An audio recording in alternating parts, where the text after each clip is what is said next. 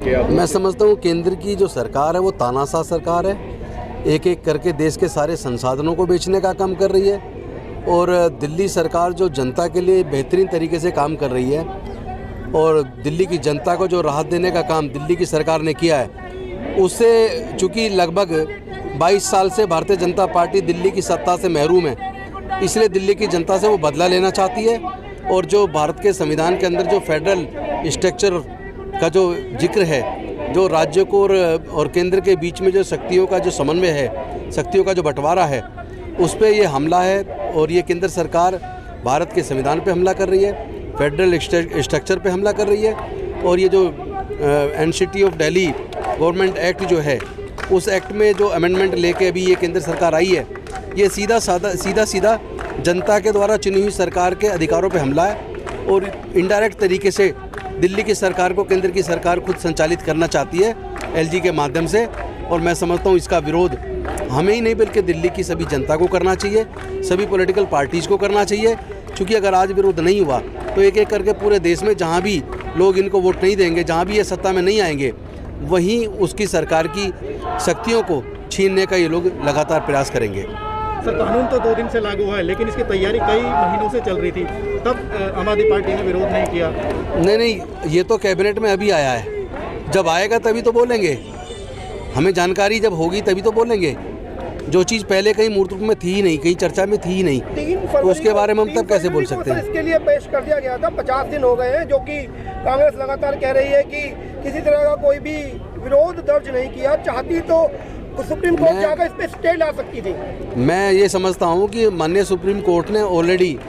Supreme court की full division bench ने already इस पे डिसीजन दिया हुआ है और दिल्ली गवर्नमेंट के अधिकारों को उन्होंने पहले ही सुरक्षित किया और उन्होंने पहले ही क्लियर कर दिया कि कौन से क्षेत्र में केंद्र की सरकार एलजी के माध्यम से काम करेगी और कौन से क्षेत्र में दिल्ली की सरकार काम करेगी। तो ये सीधा सुप्रीम कोर्ट के उस आदेश की भी अवहेलना है और सरकार की और जनता के जो चुनी हुई सरकार है उसके अधिकारों को छीनने का प्रयास है और हम इसका सशक्त विरोध करेंगे।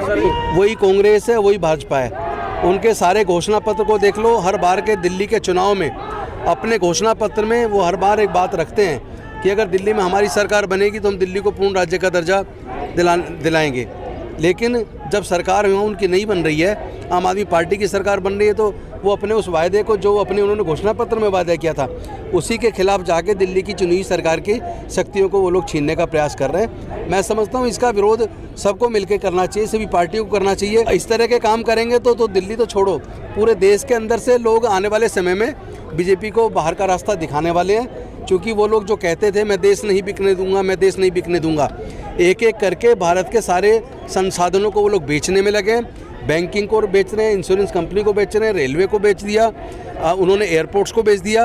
उन्होंने जो ऑर्डिनेंस फैक्ट्रीज़ को वो लोग बेच रहे हैं। रेलवे, आप ये समझ लीजिए कि ओएनजीसी जो हज़ारों करोड़ का फ़ायदा देती थी या जो पेट्रोल कंपनियां हज़ारों करोड़ का फ़ायदा देती थी, उन सबको उन्होंने घाटे में पहुंचा दिया है। तो एक भी ऐसा संसाधन नहीं है, संस्थान नहीं है जिस पर उन्होंने अनाधिकृत कब्जे की कोशिश ना की हो। उन्होंने संवैधानिक संस्थाओं को कमज़ोर करने का काम किया और देश की नवरत्न कंपनियों को लगातार बेच रहे हैं। मैं समझता हूँ आने वाले समय में देश की जनता भारतीय जनता पार्टी को जवाब जरूर देगी। जिस काम को